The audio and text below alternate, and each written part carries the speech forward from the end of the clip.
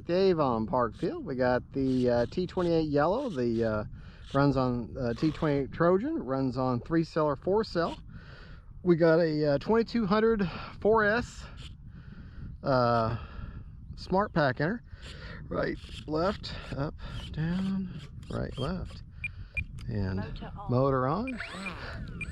Gonna take her up, have a little bit of fun with her. Let me just show you how to do a range test real quick. Let me get in the right position. Let me get the airplane in the right position, and then I'll get me in the right position. You want to be 90 feet or 30 yards away. So that's where I'm at right here. What you do, let me show you. You take your Spectrum radio, you go down to, hopefully you can see this, range test. See, it says full power, then you hit your bind button, that takes reduced power, and then you look at your plane.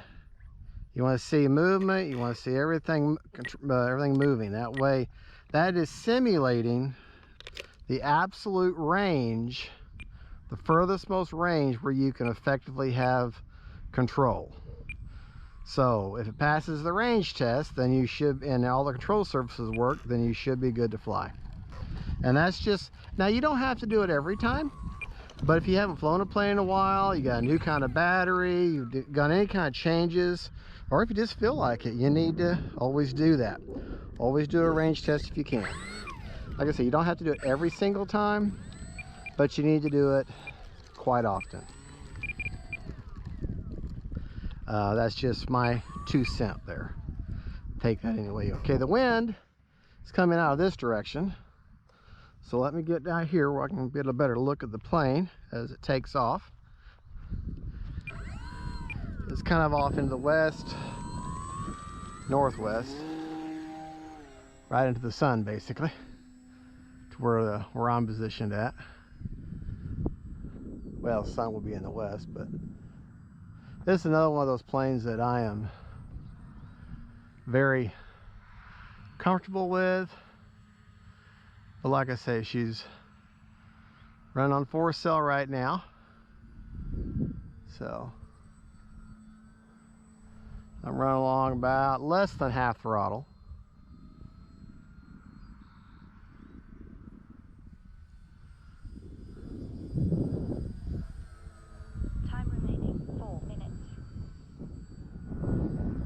And she will turn on a dime for you.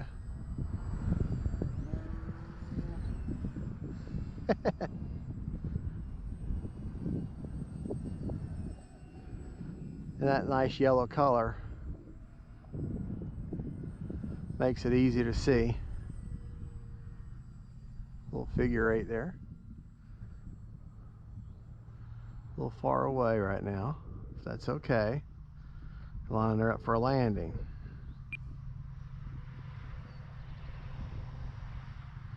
Staying on my rudder here.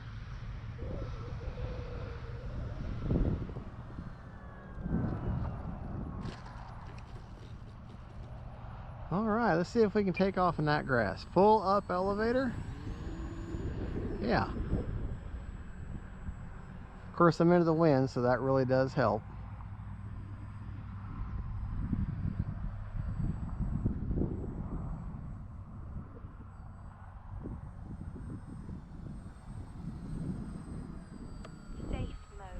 There's safe mode there. Cannot banker. All right, I'm flying is safe now. So I cannot turn her over. That's full.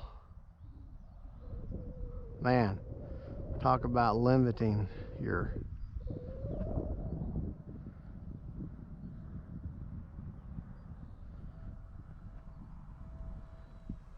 and man, that's really limiting me. Experienced mode. All right, get her out and turn her. Okay, well, safe mode is nice, but it's just too limiting for me. I got to have more control. But that's the idea. You want to get to where, that's a good looking plane. You want to get to where safe becomes more of a hindrance for you than a help. I mean, if you have a plane that offers it and you can put it on a switch and you have a free switch, well then by all means keep it, just in case, you know, a bug flies in your eye or sweat or something and you lose orientation, you know, and then you hit that safe and it automatically will right the plane. Save your investment, you know, unless you're going to the side of a barn at full speed. Then that won't do you no good. But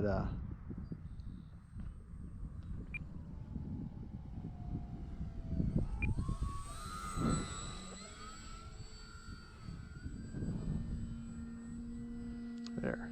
Time remaining 2 Little knife minutes. edge there.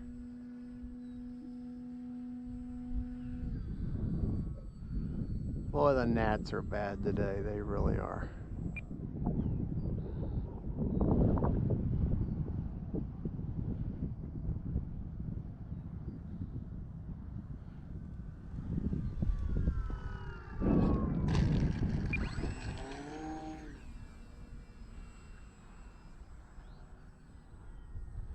Anyways, this is just a good flying 1.1 meter or 1100 millimeters wingspan. I don't know what that is in maybe 36 inches or 40 something inches wingspan. I'm not really sure. I'm sure there's a simple way of converting that in your head, but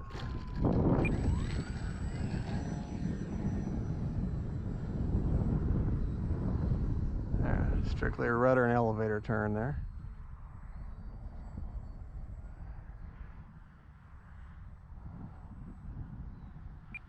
Bring her by slow and slow.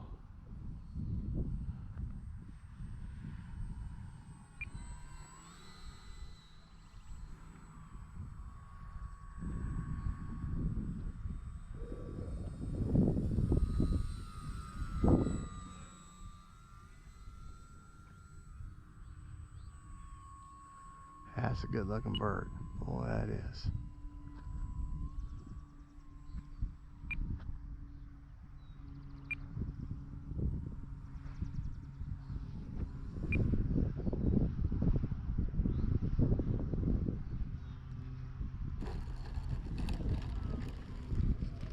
Got a full minute left. Basically a full minute. Sorry about the sun. Man, these bugs. It's the little gnats. They're very irritating because they tickle. They land on your ears and land on your side of your face, and they just tickle.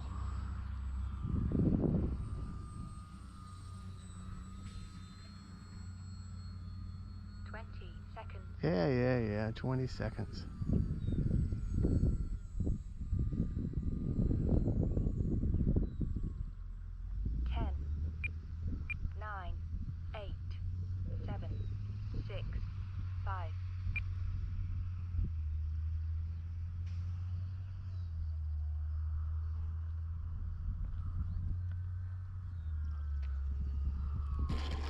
I had a wind gust there at the very last get me.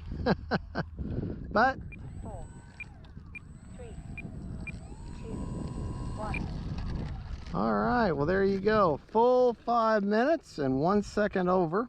What do you want to hear before you touch the plane? Motor off. Motor off. And the 2200 4S that I put in here, I can show you where I placed it. Now, you see, I got a battery upside down. Where I've got it placed right there, all the way forward.